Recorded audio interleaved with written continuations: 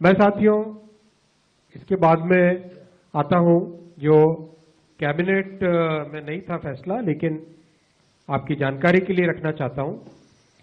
माननीय प्रधानमंत्री जी ने केंद्र सरकार के सभी कर्मचारियों के लिए 8th सेंट्रल पे कमीशन को मंजूरी दे दी।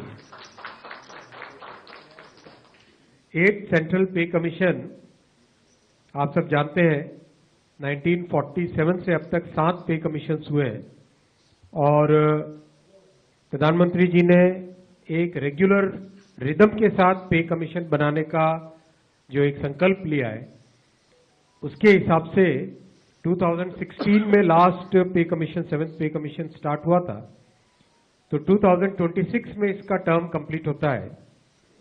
उससे वेल बिफोर 2025 में 8th पे कमीशन स्टैब्लिश करने से सफिशिएंट टाइम मिलेगा so that the recommendations can be received well before the completion of the period of 7th pay commission.